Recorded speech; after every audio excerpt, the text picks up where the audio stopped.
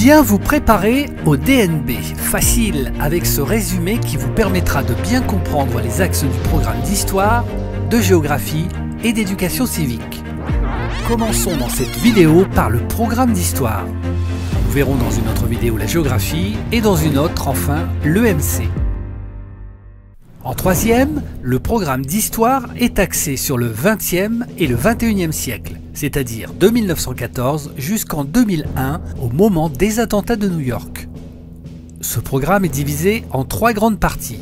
Grand 1, de 1914 à 1945 avec l'Europe en guerre. Grand 2, de 1945 à la chute du mur de Berlin en 1989. Et enfin, Grand 3, le monde depuis 1989. Il faut donc, avant de commencer à plonger dans le détail, bien retenir ces trois grandes articulations. 1914-1945, 1945-1989 et après 1989.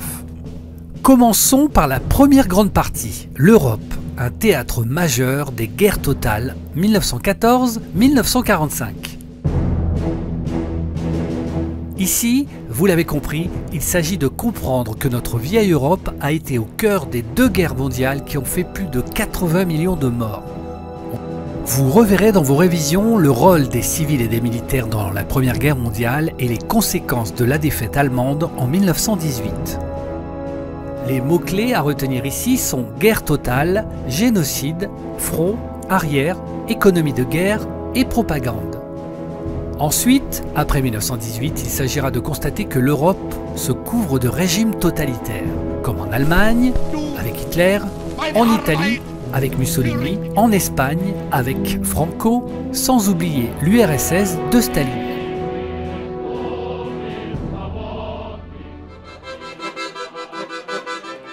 La France, quant à elle, fait preuve d'originalité face au tableau européen.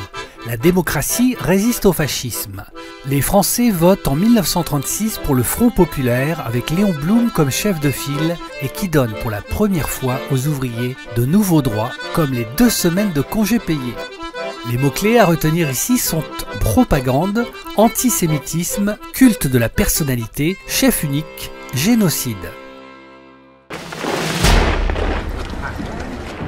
Le 1er septembre 1939, la Seconde Guerre mondiale éclate. On dit que c'est une guerre d'anéantissement parce que le but est d'écraser l'ennemi par tous les moyens. La mise à mort, le génocide, l'enfermement. Il faut retenir 2 moments dans cette guerre. Une victoire des nazis et de Hitler de 1939 jusqu'en 1941 et à partir de 1942, c'est le retournement. Hitler subit défaite sur défaite, marquée par le tournant de la guerre, la bataille de Stalingrad en 1942. De 1941 à 1944, la France est occupée par les nazis. C'est le régime de Vichy, avec la figure du chef, le maréchal Pétain. Répression, violence, arrestation, collaboration marquent ce moment tragique de l'histoire de France. 2 France s'opposent, celle qui collabore et celle qui résiste, avec la figure du général de Gaulle qui représente la flamme de l'espoir. Le 6 juin 1944, les Américains débarquent en Normandie et libèrent en quelques mois la France et l'Europe.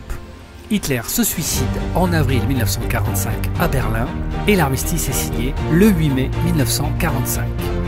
2 bombes nucléaires sont lancées par les Américains au Japon, à Nagasaki et Hiroshima pour mettre fin à la guerre dans le Pacifique. Pour résumer, entre 1914 et 1945, les sociétés européennes ont été profondément modifiées. On a parlé de guerre totale. Toutes les ressources de la société ont été mobilisées. La population, l'économie, la propagande. La volonté était d'anéantir l'adversaire par tous les moyens, par des massacres, des bombardements ou des génocides. Le bilan humain est très lourd, 80 millions de morts pour les 2 guerres. Les démocraties ont été fragilisées ou renversées par des régimes totalitaires. Les mots à retenir sont dans ce chapitre génocide, collaboration, résistance, guerre d'anéantissement, guerre totale, régime totalitaire. Rendez-vous très vite pour une nouvelle vidéo pour réviser efficacement.